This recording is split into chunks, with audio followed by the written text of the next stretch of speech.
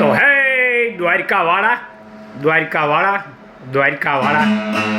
તો ભાઈઓ તથા બહેનો તથા મોરબી પંથકના સરવડ ગામના ભાઈઓ અને બહેનો, તમારા સરવડ ગામના ગૌરવની લોજુ થાય છે લોકવાર્તા રંગ રજપૂતાણીને.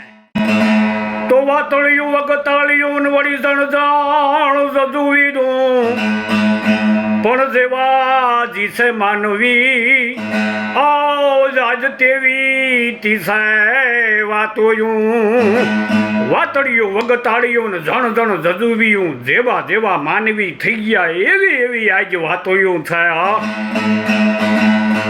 એવા તો આપણા સૌરાષ્ટ્ર કાઠિયાવાડની ધરતી માથે ક્ષત્રિય કુળમાં કંઈક બાપલા રજપૂતોના નરપટાધર નીપજી ગયા છે. અને એ રજપૂત કુળમાં કંઈક રજપૂતાણીઓ પણ સુરવીર થઈ ગઈ છે. તો એવા સુરવીર રજપૂતાણીની લોકવાર્તા છે રંગ રજપૂતાણીને. તો અમદાવાદ પંથકના ધોળકા ધંધુકાના બોરુ ગામમાં આજ માણસોને હૈયે હરખ માતો નથી. ઢોલને માથે કરામત કરે એવા ઢોલીને ઉતારી મૂક્યા છે. અરે શરણાઈ ઉમા સુર રેલે એવા તુરીઓને બોલાવ્યા છે.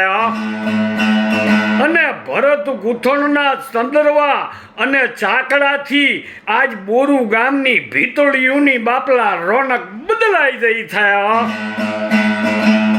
ઈ બોન બાયુ દીકરીઓ લગ્નના ગીતડા ગાઈ રહી છે. કારણ કે આજ બોરુ ગામના ગામ ધણી સતાજી મહારાજની દીકરી અદીબા રજપૂતાણીના લગ્નિયા લેવાય છે.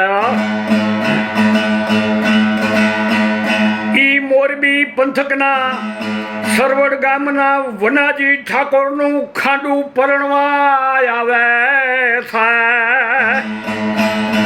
ગામ ધણી સતાજી મહારાજે પણ બાપના લગ્નની ભલી ભાતે તૈયારીઓ કરી છે. હાંજ વેળાનો હવ ડાયરો વારું પાણી કરી અને જાનની વાટીઓ જોઈ રહ્યા છે. મધરાતનો સમય થતા બોરુ ગામના પાથળમાં બંદૂકોના આવાજ સંભળાણા. જાન આવી જઈ એવા વાવડ થતા ગામ ધણી સતાજી મહારાજે ભલી ભાતે જાનના હામયા કર્યા. બીજે દી પ્રભાતના પોરમાં લગ્નિયા લેવાના. 2 દી નહીં 4 દી નહીં પણ હાથ દી લગી જાનને તાઈણ કરીને રોકી થયા. ઈ 7મે દી જાનને વિદાય આપે છે. ઈ રૂડા વેલડાના પૈ સિંચાય છે. ઈ જનેતા આદિબાને સમજણના 2 શબ્દ કાનમાં કહે છે. અને રૂડા પાણી આરીના સુકન થયાન જાનના વેલડા ઉપડ્યા મોરબી પંથકના સરવડ ગામને માર્ગે. વનાજી ઠાકોરને મોરબી ઠાકોર તરફથી વાટ ખર્ચીમાં સરવડ ગામ આપેલું. પણ એ વખતના જમાનામાં સરવડ ગામ મોરબીનું ઓભરે ભરાયેલું ગામ ગણાતું. ઈ સરવડ ગામને માથે સુખ સમૃદ્ધિ અને બાપલા રીધી સીધીની તો છાકમ છોડ બોલે. અને ઈ વખતના જમાનામાં છાસવારે ગામડા ભંગાતા. હરામ હલાલીઓ બંદૂકના જોરે ધારે તે વણિક વેપારી અને ખેડૂતને લૂંટી લેતા. પણ કોની માએ હવાશેર હૂંઠ ખાધી છે કે સરવડને માથે ઊંચી આંખ કરીને જોઈ શકે. કારણ કે સરવડને માથે વટના કટકા જેવા વનાજીના બેસણા છે. આવા સરવડ ગામને માથે માળિયાવાળા ઠાકોરની કરડી નજરું મડાણી છે. ઈ સરવડની રીધી સીધી માળિયાના કોઠારમાં ઠલવવાની અને તમન્ના જાગી છે. ક્યારે સરવડ રેઠું પડે અને લૂંટી લેવું ઈ વેમમાં માળિયાવાળા ઠાકોર ફરે છે. પણ આ સરવડ કાંઈ થોડું આકડે મધ છે તો પાડી લેવાય, કારણ કે સરવડને માથે વનાજી ઠાકોરના બહેણા થયા. આવા સરવડ ગામને માળિયાવાળા ઠાકોર દાઢમાં રાખીને ફરે છે. એમાં એક વખત તરણેતરના મેળામાં જતા રસ્તામાં બંને ઠાકોરનો ભેટો થઈ જાય છે. અને આગળના જમાનામાં રાજા રજવાડાએ તરણેતરનો મેળો કરતા. ઈ તરણેતરના મેળામાં ભોળિયાનાથના દર્શન કરવા રાજા રજવાડાએ જતા. અને ઈ તરણેતરનો મેળો એટલે સાધુ સંતો, ભક્તિ અને જ્ઞાનનો મેળો હતો. અને કહેવાય છે કે 11મી સદીમાં દેવાય પંડિતે પણ ઈ મેળામાં આવેલા. આવો તરણેતરનો મેળો, ઈ તરણેતરનો મેળો એટલે બાપલા પંચાળ પંથકનો લોક ઉત્સવ જોઈ લ્યો. રંગબેરંગી ઓઢણીમાં ઝૂલતા જોબનિયા, જોડિયા પાવાની જમાવટ, ઈ રાસ ગરબા અને કીર્તનની તો બાપલા જમાવટ બોલી જાય. આવા તરણેતરનો મેળો એક વખત જોવો એટલે આખો એટલે આખી જિંદગી એની રંગત ન ભૂલાય. આવા તરણેતરના મેળે જતા માળિયાવાળા ઠાકોર અને વનાજી ઠાકોરના ઘોડા લગો લગ થઈ જાય છે. ચાલુ પગલે માળિયાવાળા ઠાકોર કરલી નજરે વનાજી ઠાકોરને કહે છે કે વનાજી ઠાકોર, સરવડને માથે ભારે સાહેબિયું ભોગવો છો. વનાજી ઠાકોર કે ઈ સાહેબિયું કાંઈ કોઈના માથે થોડી ભોગવાય છે, આ બાવળાના બળ માથે સાહેબિયું ભોગવાય છે. માળિયાવાળા ઠાકોર કયો તમારે જ બાવળાય છે એમને, અમારે તો કાંઈ આ થોડા ખજૂરીના ઠૂઠા છે.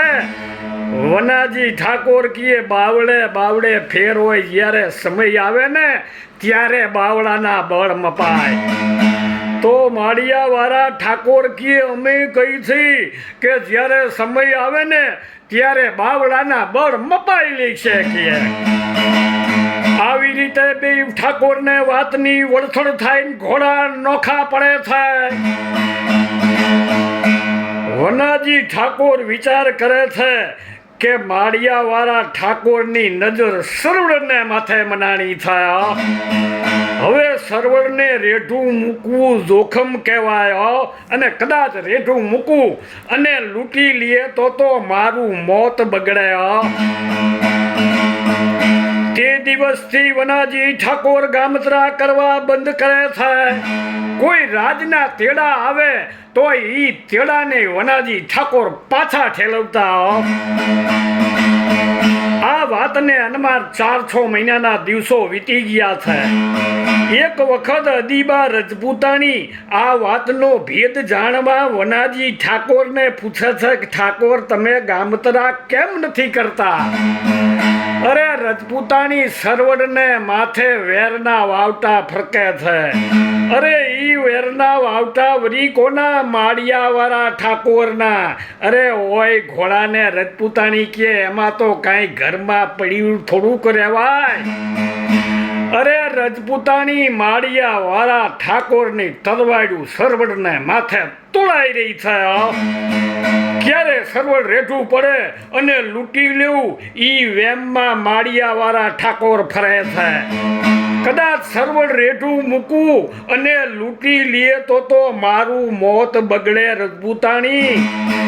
અરે ઠાકોર, જ્યાં લગી હું જીવતી છું ત્યાં લગી સરવડ રેઠું ન કહેવાય. તમારે ટાઢે કોઠે ગામતરા કરો. આ રજપૂતાણાની વાત સાંભળી વનાજી ઠાકોર રજપૂતાણીની સામે જુએ છે. ત્યાં તો રજપૂતાણીની આંખમાં એની તાકાતનું અભિમાન જોયે છે. વનાજી ઠાકોર એટલું જ કહે છે, કાંઈ વાંધો નહીં ઠકરાણા, હું ગામતરા કરીશ. આટલી વાત કરી અને ઈ વાતને ન્યા ભંડારી ગયા છે. આ વાત જાતને અનુમાન 4-6 મહિનાના દિવસો વીતી જાય છે. એક વખત વનાજી ઠાકોર ઉતાવળે પગલે રજપૂતાણીના ઓરડે આવે છે અને રજપૂતાણીને સમાચાર દે છે કે દેખત વાવડ ડાયરો હવ હાલી નીકળજો, ગઢમાં માણા નામે કોઈ રહેશો નહીં, મોરબીની માથે આફત આવી પડી છે. રજપૂતાણી કે કાંઈ વાંધો નહીં, ઈ આવેલી આફતમાંથી મોરબીને ઉગારી લ્યો, ઝપાટે તમે નીકળી જાઓ. પણ માળિયાવાળા ઠાકોરને, અરે ઠાકોર, આજે સરવડના બાપલા રખોપા મારા શિરે છે, તમારે મોરબીની વાયરે નીકળી જાઓ.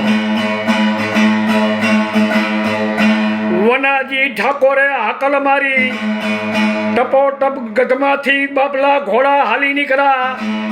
ગઢમાં માણા નામે કોઈ નો રહ્યું હો, ખાલી ગઢમાં વાલું વડારણ અને રજપૂતાણી બે જ છે હો. હાઈન વેળાનો સમય થયો, ઈ દાદા હુરજ હસ્તાચળને માર્ગે ગયા અને સરવડને માથે દીવે વાઈટ્યું ચડી અને ઓલવાઈ ગયો. એનો ઘણો સમય વીતી ગયો હતો. અસબીના હોઠ જેવી કાળી ડિબાંગ રાત સરવડને માથે સમ સમ સમ કરતી વહેવા લાગી છે. સરવડને માથે જીવ જાન માત્ર જંપી ગયા છે. ખાલી એક દરબાર ગઢમાં એક દીવો હરગી રહ્યો છે અને ઈ દીવાના તેજમાં અદીબાની આંખોની ચમકાર દેખાય છે. કારણ કે આજે અદીબાની આંખમાં નીંદર નથી, સરવડના રખોપા આજે એના શિરે છે. મધરાતનો સમય થયો છે અને ઈ મધરાતના સમય થતા સરવડની બજારમાં આકોટાન પડકારા થવા લાગ્યા. મારો મરો લૂંટો કરતા હાથોક લૂંટારાની ટોળકી દરવાજા તરફ આવી. આકલ હાંભળી અને અદીબા ઝડપ બેઠા થયા. દોઢિયા સાડલાની ભેટ વાળી હાથમાં તલવાર લઈ અને દરવાજા પાસે આવ્યા. અને જેવા દરવાજા પાસે આવ્યા ત્યાં તો દરવાજા માથે તોતિંગ ધારદાર કવાડાના ઉપરી ઘા થવા લાગ્યા. રજપૂતાણી વિચાર કરવા લાગ્યા કે આ ઉપરી કવાડાના ઘા પડવાથી દરવાજો જાજી વાર ઝીક નહીં ચાલે. જેની ઘડીએ દરવાજો તૂટશે અને લૂંટારું અંદર દાખલ થાય લૂંટી લે તો મારું મોત બગડે. રજપૂતાણી વિચાર કરે છે પણ કાંઈ સૂતું નથી, ક્યાં જાઉં, શું કરવું. થોડી વારે રજપૂતાણીને સૂજી આવ્યું. દરબાર ગઢમાં અનાજની કોઠિયું ભરી હતી. ઈ અદીબા અને રજપૂતાણી મગની કોઠિયું દેડવી અને દરવાજા આગળ મગની કોઠિયું બાપલા ઠલવી દીધી. અને ઈ દરવાજા આગળ ચૂનાબંધ ચોકમાં મગ પથરાઈ ગયા અને રજપૂતાણી હાથમાં તલવાર લઈ દરવાજાની બાજુમાં ઊભા રહી ગયા. અને આ બાજુ દરવાજા ઉપરી કળવાળાના ઘા પડવાથી દરવાજો ઝાજી વાર ઝીક ન જાયલો. દરવાજો તૂટ્યો અને લૂંટારું અંદર દાખલ થયા. પણ જેવા ચૂનાબંધ ચોકમાં મગ પાથરેલા ને એના માથે પગ દીધા ને વૈગા ગોથા ખાવા. જેવો ગોથા ખાતા નદીબા પાસે આવે એટલે એક ઘાન બે કટકા જોતામાં તો હાથે લૂંટારીનો ઢીમ ઢાળી દીધો. અને આ બાજુ થોડી વાર થતા પાછા સરવડની બજારમાં આકોટાન પડકારા કરતા મારો લૂંટો કરતા બીજા લૂંટારાની ટોળકી દરવાજા તરફ આવી. પણ જ્યાં દરવાજે આવીને જુએ ત્યાં તો ઈ લૂંટારુલાની લોહીઠુંનો ઢગલો, રજપૂતાણીની હાથમાં તલવાય. ઈ બીકના માર્યા મોતની બીકે મુઠ્ઠીયું વારીને પાછા ભાગ્યા. પણ જેવા લૂંટારું પાધરમાં પોયગા ત્યાં વનાજી ઠાકોરે પડકારો માર્યો કે ઉભારી, તમારી જાતના મારું, તમારે સરવડ લૂંટવું છે, અમને ઉભા રહ્યો. અહીંયા બંનેનું ધીંગાણું જામ્યું. ઈ ધીંગાણામાં બાપલા લૂંટારુના લોહીઠુંનો ઢગલો કરી દીધો. બે ચાર રૈડા ખૈડા બેચા ઈ માળિયા ભેગા થઈ ગયા હો. અને આ બાજુ વનાજી ઠાકોર દરબાર ગઢમાં આવીને જોવે ત્યાં તો લોહીથુનો લૂંટારૂનો ઢગલો રજપૂતાણીની હાથમાં તલવાર અને એની આંખની સુરતાઈ બાપલા બદલાઈ ગઈ હતી હો. વનાજી ઠાકોર એટલું જ બોલ્યા કે રંગ છે રજપૂતાણી તને, આ તો તારું પાયરખું કરવા મોરબીનું તો મેં ખોટું બાનું બતાવ્યું તું.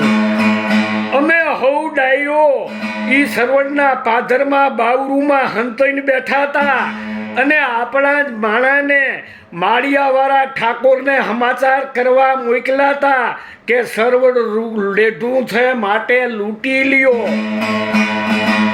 પણ આજ તમે મારા પારખામાંથી પાર વિચરા છો અને હવે હું ટાઢે કોઠે ગામતરા કરીશ. અને તે દિવસથી માળિયાવાળા ઠાકોરે પણ ઊંચી આંખ કરીને સરવણની સામે નહોતું જોયું હો. આમ ઈ રજપૂતાણીએ સરવણને માથે કાયમનો ઉજાગરો અળગો કરી દીધો છે. તો રંગ છે આવી આ રજપૂતાણીને.